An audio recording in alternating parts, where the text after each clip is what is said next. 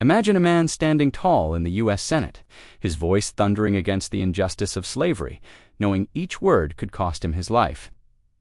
Charles Sumner's unwavering courage in the face of brutal violence, beaten nearly to death on the Senate floor for daring to speak truth, lights a fire in the heart of a divided nation. His story is not just one of politics, but of a soul refusing to bend, a beacon of hope for the oppressed, and a reminder that one person's sacrifice can echo through history, challenging us to fight for what's right, no matter the cost.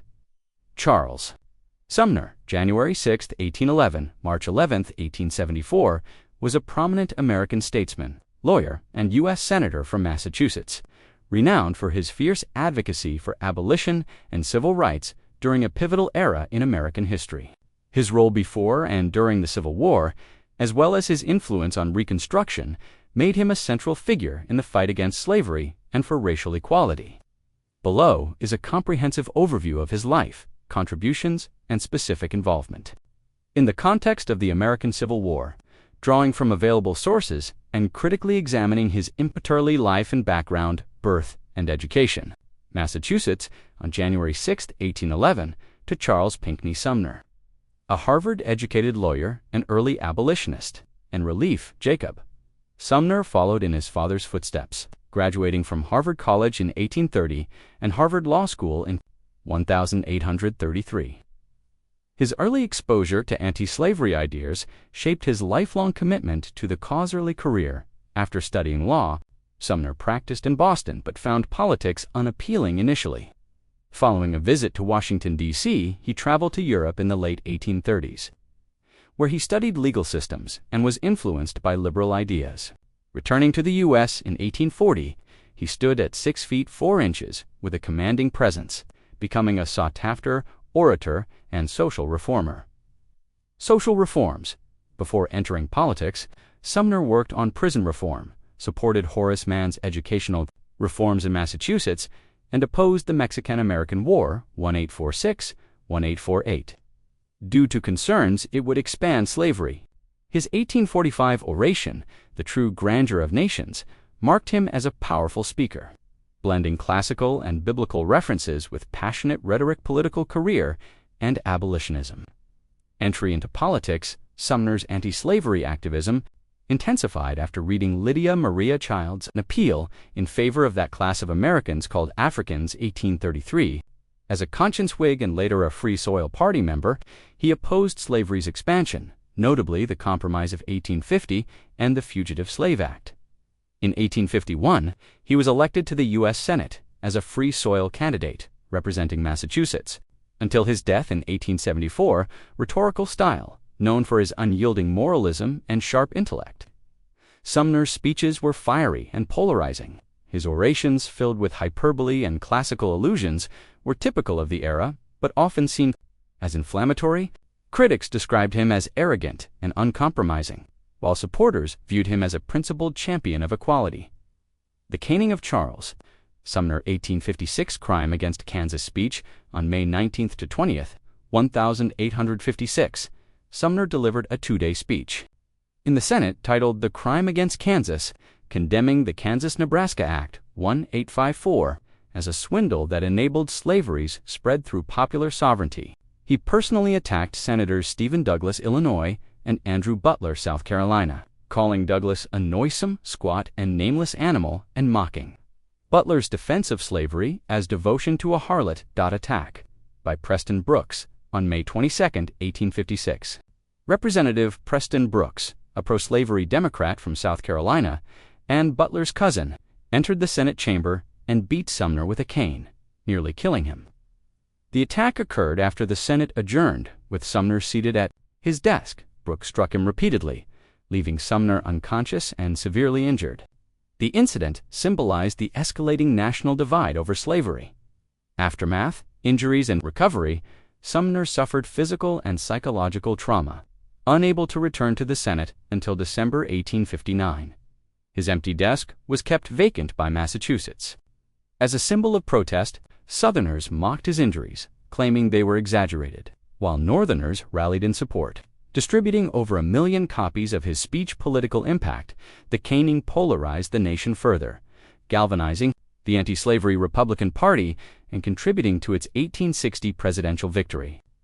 Southerners sent Brooks new canes. One inscribed, "Hit him again," praising him for defending South Carolina's honor.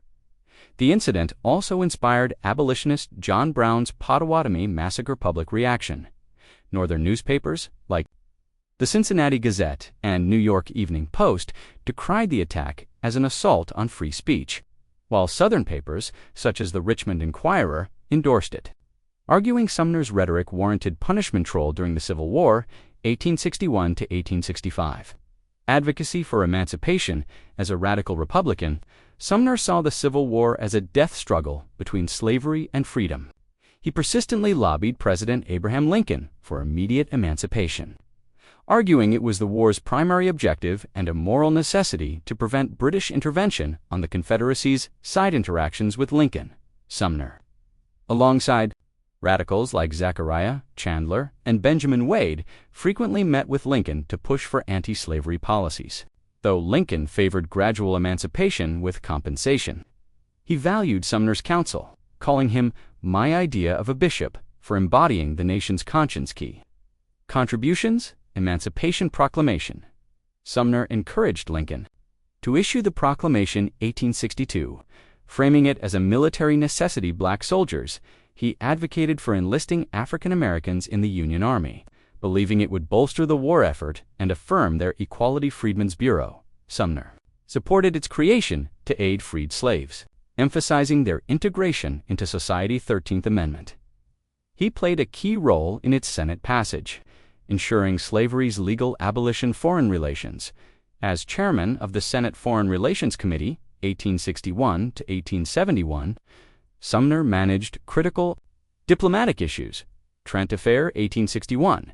When Union forces captured 2 Confederate diplomats from a British ship, Sumner urged Lincoln to release them to avoid war with Britain, preserving Union neutrality with European powers. Alabama claims. Sumner demanded Britain pay for damages caused by Confederate ships. For example, CSS Alabama built in British shipyards, including indirect damages for prolonging the war. His hardline stance strained U.S.-British relations, but highlighted his influence. Reconstruction and civil rights advocacy. Radical Reconstruction. Sumner viewed the defeated Southern states as having committed state suicide by arguing they should be treated as territories, subject to congressional conditions for readmission.